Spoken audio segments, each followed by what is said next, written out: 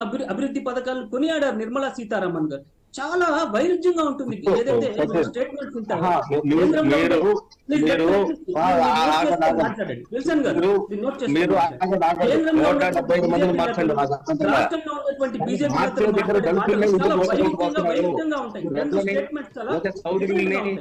ఒకసారి నిర్మలా సీతారామన్ గారు షాకిర్ గారు దయచేసి ఇంటరప్ట్ చేయొద్దు. వాళ్ళు అడుగుతున్న నేను అడుగుతా ఏంటంటే అగ్ర కులస్తుల్ని మార్చట్లేదు, ఎస్సీ ఎస్టీ బీసీ వాళ్ళనే కదా ఎక్కువగా మారుస్తున్నారని అడుగుతున్నారండి. ముఖ్యంగా నోరు లేని వాళ్ళని మారుస్తున్నారు అన్నది ఆరోపణ. సురేష్ పనికిరాడా? ఎవరు మారమని చెప్పండి. అంటే నువ్వు ఎవరు పక్షపాతి? నువ్వు దళితుల పక్షపాతివా లేకపోతే అగ్ర కులాల పక్షపాతివా? పేరు పెట్టుకోరు. షాకిర్ గారు సార్ ఒకసారి ఆయన ఏం చెప్తారు విని మాట్లాడండి. అంటే కాదు, ఇప్పుడు ఆంధ్రప్రదేశ్ రాజకీయాలు మారుదాం. ఆంధ్రప్రదేశ్ లో నరేంద్ర మోడీ గారు ఏం చేశారో కాంగ్రెస్ పార్టీ వాళ్ళకి మేము డిబేట్ చేస్తాం. మీరు ఆంధ్రప్రదేశ్ పరిమితమైన పార్టీ ఆగండి. అచ్చిన గారు ఆయన ఆపండి ఒక నిమిషం. షాకిర్ గారు ఒక నిమిషం ఆయన ఒక నిమిషం ఇచ్చేద్దాం. మరి ఎందుకు ఆయన ఎవరొకరు కంప్లీట్ చేస్తారు అందుకని మరి ఎందుకు ఆపట్లేదు. షాకిర్ గారు ఒక నిమిషం ఆగండి. విల్సన్ గారు మీరు ఒక్క నిమిషంలో మీరు అనదలుచుకుంది ఏంటో చెప్పండి ఒక్క నిమిషంలో.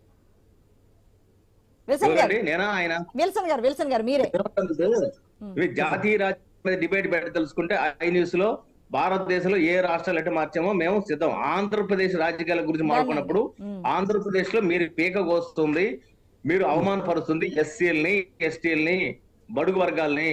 ఇది మీరు సృహలో ఒక మైనార్టీ సోదరుడిగా బడుగు వర్గాల పక్షం నిలబడాల్సిన వ్యక్తిగా, చదువుకున్న వ్యక్తిగా ఎవరి పక్షం నిలబడతామంటే నీ వాయిస్ అర్థమవుతుంది కదా, అది మీరు గుర్తుపెట్టుకోండి.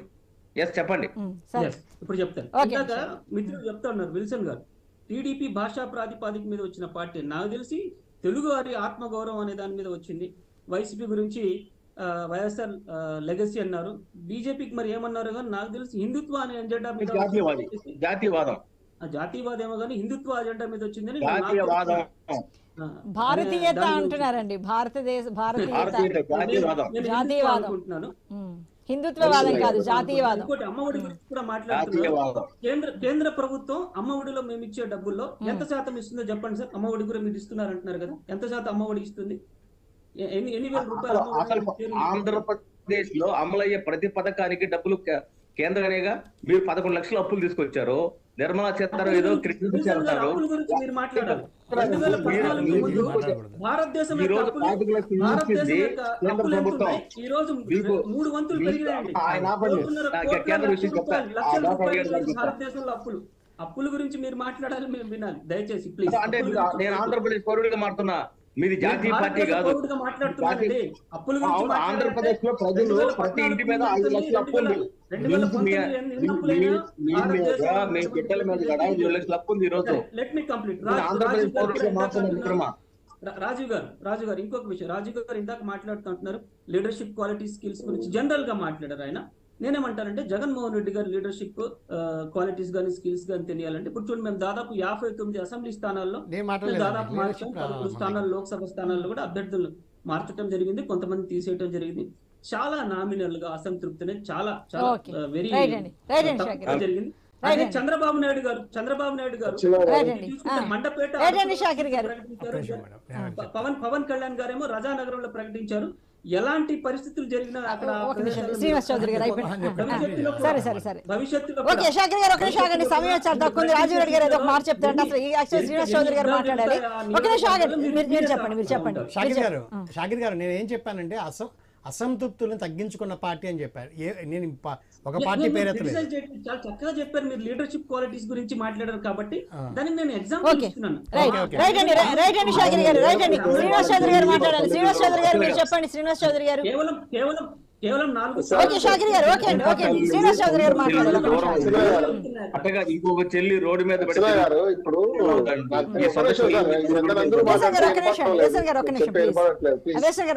మాట్లాడడం వల్ల దయచేసి షాకిర్ గారు, విల్సన్ గారు మీరు క్రాస్ వాక్స్ చేసినప్పుడు ఏ మాట మాకు చెప్పండి దయచేసి. ఒక్కోరే మాట లేదు షాకిర్ గారు, మీరు కానీ విల్సన్ గారు క్రాస్ టాకింగ్ చేయడం వల్ల మీరు చెప్పింది ఏది నాకు ఒక్క కూడా అర్థం కాల. అందరూ రిక్వెస్ట్ చేస్తున్నారు మీరు క్రాస్ చెక్ చేయడం వల్ల ఏం చెప్పండి అనుకుంటాం సార్. చెప్పండి ఎందుకంటే ఈ శ్రీనివాస్ వేదిక చౌదరి గారు చెప్పండి. ఈ వేదికలో మీ పార్టీ ఒక్క నిమిషం సార్, మీ వేదికలో మీ పార్టీ వాయిస్ ఇప్పించండి. అది ఇది వేదిక కదా, అది బాగా మంచిగా వాడుకుంటే బాగుంటుంది నా ఉద్దేశం. అంతేగాని సరే, తర్వాత చెప్పండి. Subject confine. సార్ ఇక్కడ మంచి సబ్జెక్ట్ తీసుకొచ్చిన అచ్యుత్ గారు, ఈ రోజు రాష్ట్రంలో ఎమ్మెల్యేల మార్పులు, ఈ మార్పులు ఎవరికి ప్రతీకగా కనబడుతున్నాయి, ఈ మార్పులు ప్రజలు ఏ విధంగా జీర్ణించుకుంటున్నారు, ఏ ప్రాంతంలో వ్యతిరేకలు వస్తున్నాయి, ఇవన్నీ జగన్మోహన్ గారు తెలియకేం కాదు, తెలిసే జరుగుతున్నాయి. అలాగే సజ్జరామకృష్ణ రెడ్డి సర్వే ఉంది, ఐపాక్ సర్వే ఉంది, మళ్ళా రేవరెడ్డి గారి సర్వే ఉంది, విజయసాయి రెడ్డి గారి సర్వే ఉంది, మన సజ్జల కొడుకు ఆయన కూడా సర్వే చేస్తున్నారు. ఈ సర్వేలు పెట్టుకొని వాళ్ళు వేస్తున్నారు. కాకపోతే పూర్తిగా వైఎస్ఆర్సీపీ అంతర్గత వ్యవహారం అయితే ఏదో రాష్ట్రంలో వ్యతిరేక పవనాలు వీస్తున్నాయి. నిర్మలా గారు 350 కోట్లు ఏదో ఇచ్చారని చెప్పి సంతోషమే, ఆంధ్ర రాష్ట్రానికి ఇస్తే మేము వ్యతిరేకం కాదు.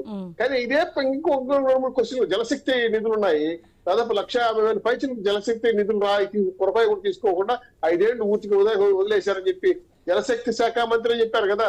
మరి ఆంధ్ర రాష్ట్రానికి త్రాగునీరు ఇవ్వలేని ముఖ్యమంత్రి కదా. ఇంకోటి ఈరోజు చెప్తే రాసుకోండి మంచి. అలాగే ఈరోజు అశ్విని వైష్ణవ్ గారు రైల్వే శాఖ మంత్రి ఈరోజు బాగా స్పష్టంగా చెప్పాడు, రాష్ట్రానికి రైల్వే శాఖ రాకపోవడానికి కారణం 53 ఎకరాల స్థలమే లేదు ఏపీ ప్రభుత్వం. దీన్ని మీ 9,000 కోట్ల రూపాయలు డబ్బులు కేటాయిస్తే కూడా ఆపేశాడు. సార్ నేను చెప్తున్నాను సార్, ప్లీజ్ చెప్పేటప్పుడు అడ్డుపడతాను దయచేసి. రాజశేఖర్ రెడ్డి గారి పీరియడ్ లో, అప్పుడు ఇంకొక పీరియడ్ లో ఈ విశాఖ స్టీల్ అని లేదా కడప స్టీల్ అని చెప్పారు. చివరికి వైజాగ్ జోన్ మేము ఇస్తామని చెప్పిన దానికి 53 ఎకరాల స్థలం మాకు ఇవ్వలేదని చెప్పి గొడవ పెట్టారు. అదే గృహ నిర్మాణ శాఖ భైరవ శాఖతో ఆయన పేరు నాకు గుర్తు రావట్లేదు. ఆయన 22 లక్షల ఇండ్లు ఇస్తే ఆంధ్ర రాష్ట్రానికి ఎన్ని ఇండ్లు ఇచ్చారు మీరు అడిగితే సమాధానం లేదు కేంద్ర ప్రభుత్వం దగ్గర. సో కేంద్ర ప్రభుత్వం చాలా ఉదారంగా ఇచ్చుండొచ్చు, సర్వశిక్షాభ నిధుల ఇంకో నిధుల తీసుకొచ్చింది ఎంత, వాళ్ళు ఇచ్చింది బారెడంత, మీరు తెచ్చింది చెంచా అంత. దీన్ని గొప్పగా చెప్పుకోవడం తప్పు కదా. అప్పుల విషయం విసర్ గారు ఎత్తారు. అప్పులు తెచ్చుంటే రాష్ట్రం అభివృద్ధి చేస్తుంటే సంతోషమే, కానీ అప్పులు తెచ్చింది 11 లక్షల పైచిలకు అంటున్నారు, పట్టణ నొక్కిందే 2,52,000 కోట్ల రూపాయలు అంటున్నారు. మిగిలిన డబ్బులు ఏమైనా కాగడుతా ఉంది, సమాధానం చెప్పట్లేదు. సో జగన్మోహన్ రెడ్డి గారు అడిగింది ఏంటంటే మీరు సంక్షేమానికి ఇస్తారా అభివృద్ధికి ఇస్తారా జనాలు నిర్ణయించారు. ఈరోజు రాజధాని 3 రాజధానులు అన్నారు, కట్టలేకపోయారు. ప్రత్యేక హోదా తెస్తామన్నారు, తేలేకపోయారు. ఆ రోజు మీరు ఏదైతే నవరత్నాలు చెప్పారో కాస్త అగ్నిరత్నాలని మద్య నిషేధం చేసిగా నేను ఓట్లకు రాదని చెప్పారు. మరి మద్య నిషేధం ఏర్లైపోతే కాకుండా తాగుబోతుని 25 ఏళ్ళు తాగడ పెట్టి 25,000 కోట్ల రూపాయలు అప్పులు తీసుకొచ్చారు. ఇది ఎవరు కట్టాలి? జగన్మోహన్ రెడ్డి 5 ఏళ్లే, మీ 20 ఏళ్ళు ఏ ప్రభుత్వం వస్తే ఆ ప్రభుత్వం కట్టాలి. సో ఇన్ని రకాలుగా మీరు చేసిన అప్పులకి బాధ్యత వహించాల్సిన రాష్ట్ర ప్రజలు మేము. అందుకే ఈ రోజు బాధులని చెప్పిన మీ ముఖ్యమంత్రి గారు రాష్ట్ర ప్రజలు ఈ విధంగా అప్పులు పాలు చేయడం న్యాయమా? దీనికోసం చెప్తున్నాం. మీరు 170 సీట్లు గెలుస్తామని చెప్పిన మీరు ఈరోజు వైనాట్ 170 పక్కన పెట్టేసి వైనాట్ పులివెందుల వైనాట్ జగన్మోహన్ రెడ్డి పరిస్థితి ఏర్పడుతుంది ఈరోజు. అందుకే మీరు ఎమ్మెల్యేలు మార్చడం కానీ మీ సర్వే రిపోర్ట్లు కానీ మీకు చాలా స్పష్టంగా ఉంది. మీరు ఈ తిరుపతిలో చెప్పిన విషయం కూడా ప్రస్తావించాను. ఎందుకంటే ఆయన నైశీర్యంలోకి వెళ్ళి మాట్లాడాడు, నేను ఓటమికి ఆహ్వానిస్తున్నాను, నేను ఓడిపోవడానికి సిద్ధంగా ఉన్నాను. ఇప్పుడే మీరు సిద్ధం పోస్టులు పెట్టారు, అవి రకరకాల ట్రోల్ అవుతున్నాయి. నేను చెప్పకూడదు కానీ ఎందుకు సిద్ధమో అర్థం కావట్లేదు. ఓడిపోవడానికి సిద్ధమా, ఇంటికి వెళ్ళిపోవడం సిద్ధమా, లండన్ వెళ్ళిపోవడం సిద్ధమా, చేతికి వెళ్ళడం సిద్ధమా, రకరకాల ప్రశ్నలు వేస్తున్నారు.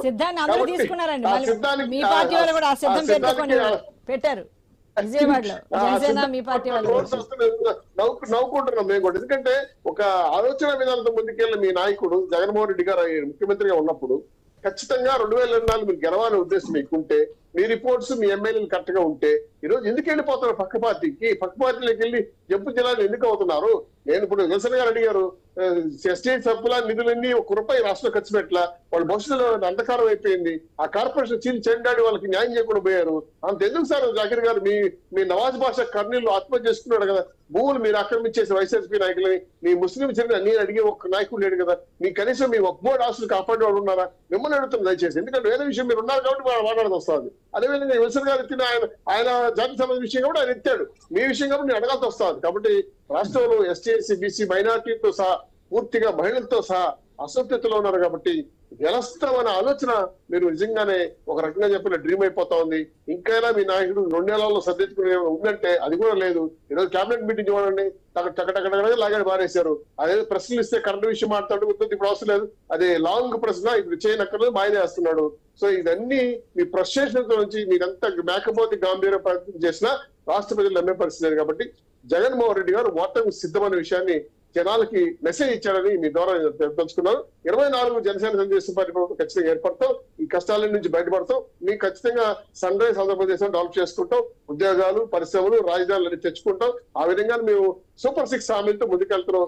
ఇంకా తొందరలో ఇంకో విషయం, లాస్ట్ చివరి విషయం, ఇంపార్టెంట్ విషయం చెప్తాను. అచ్చన గారు ఎవరు ఎత్తాలని చూశాను నేను.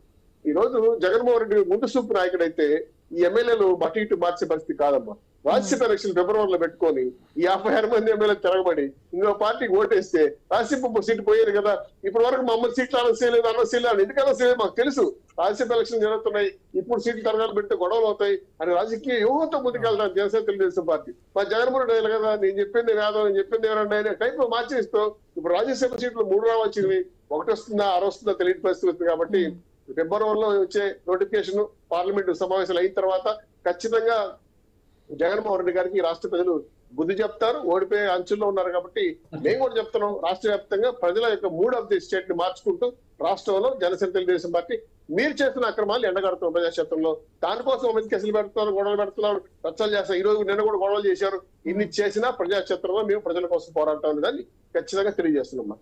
ఓకే, రైట్ అండి. రాజీవ్ రెడ్డి గారు ఏమంటారు మరి ఇంక మరింత జటిలం అయ్యే ప్రశ్న తీస్తుందా ఇంకా మిగతా అభ్యర్థుల విషయంలో? ఇంక అంతా అయిపోయింది, ఏదైతే జటిలం అవన్నీ అయిపోయి అంటారు. కానీ ఎందుకంటే మనం ఒంగోలు చూసుకుంటే అండి, ఇప్పుడు ఒకవైపు చూసుకుంటే మాగంటి శ్రీనివాసరెడ్డి ఆయన పోటీ చేస్తున్నా అంటున్నారు. ఆయన అబ్బాయికి కూడా, వాళ్ళ అబ్బాయి కూడా ఒక ఎంపీ ఒక ఎమ్మెల్యే కావాలని పట్టుబడుతున్న పరిస్థితి. ఇంకొక వైపు మేడం ఆ ఒక్క విషయంలో మాత్రం పైనుంచి ఢిల్లీ నుంచి వచ్చిన కొన్ని ఆదేశాల ప్రకారం వాళ్ళు కొన్ని ఒత్తిడి వల్ల ఎవరు టికెట్లు ఇవ్వలేదనేది బయట ఈరోజు చర్చ జరుగుతూ ఉంది. ఈ మధ్యకాలంలో లెక్కర్ స్కామ్ చూసాము, లెక్కర్ స్కామ్ లో ఉన్నారు, ఒక 6 months జైల్లో ఉండొచ్చారు. బట్ వాళ్ళ క్యారెక్టర్ పరంగా వాళ్ళకి మంచి రిప్యుటేషన్ ఉంది. కానీ ఆ ఏరియాలో వాళ్ళు చిన్న సబ్మిషన్ రాజీవ్ గారిని మాట్లాడమనండి. రాజీవ్ గారు ప్లీజ్ ఇంత పర్మిషన్ 1 second. అభ్యర్థులు ఎక్కువగా వీళ్ళ వైఎస్ఆర్సీపీలో ఉంటే మా పెద్దిరెడ్డి గారి కుటుంబ ఫ్యామిలీకి ఒక ప్యాకేజీ, మన చెవిరెడ్డి గారికి ఒక ప్యాకేజీ, బొత్స గారికి ఒక ప్యాకేజీ, సజ్జల గారికి ఒక ప్యాకేజీ, విజయసాయికి ఒక ప్యాకేజీ, ఇలా కుటుంబ సభ్యులకి ఎందుకు సీట్లు ఇస్తున్నారో మాకు అర్థం కావట్లే. Please sir. సో ఆ విధంగా కుటుంబ సభ్యులకి ఎందుకు ఇస్తున్నారు అన్నది మీరు ఏమైనా కుటుంబ సభ్యులు అనేది గెలిచే అబ్వియస్ గా ఒక పార్టీ గెలిచే వాళ్ళకే ఇస్తుంది. అభ్యర్థులు లేకని కాదు, కానీ మీన్ ఒక్క విషయంలో ఎందుకంటే కుటుంబము అని అనకూడదు, ఎందుకంటే ఆ పార్టీ ఈ పార్టీ అన్నింటిలో ఉంటారు. కానీ ఇంపార్టెన్స్ ప్లస్ గెలిచేది ఫస్ట్ వాళ్ళకి గెలవాలి. Number game first of all. మనకి ఎంత పర్సెంటేజ్ ఆఫ్ ఓట్ కూడా ఇంపార్టెంట్ కాదు, number of seats is important. Number of సీట్లు ఎవరు ఎక్కువ గెలిస్తే వాళ్ళకి ఇస్తారు, కానీ అది కామనే. ఒక బీజేపీ కొంచెం దానికి కొంచెం మినహాయింపు కానీ అటు ఇటు, కానీ మిగతా అన్ని పార్టీలు కూడా అటు ఇటు ఇస్తున్నాయి. బట్ ఒక్కొక్క దాంట్లో అన్ని మరీ ఎక్కువ ఇవ్వటం కూడా ఆయన అన్నట్టు ఒక పాయింట్ ఆఫ్ వ్యూలో చూసినప్పుడు బొత్స గారి ఇంట్లో 3-4 సీట్లు దాకా ఉన్నాయి, పెద్దిరెడ్డి గారి ఇంట్లో ఒక 4 దాకా ఉన్నట్టున్నాయి, 3 అట్లా ఎక్కువ మందికి ఇచ్చినప్పుడు 1 or 2 members లో కామన్ అండి. వైసీపీలో లాస్ట్ ఎలక్షన్ లో కూడా మీరు ఒక ఫ్యామిలీలో 3 ఎమ్మెల్యేలు ఉన్నారు, 4వది ఎమ్మెల్సీ ఏదో ప్రపోజల్ కూడా వచ్చింది అనుకుంటా. కొండ ఆయన పయ్యవల కేశవ్ గారికి ఆపోజిట్ నిలబడిన ఆయన మీద వాళ్ళంతా బంధువులే.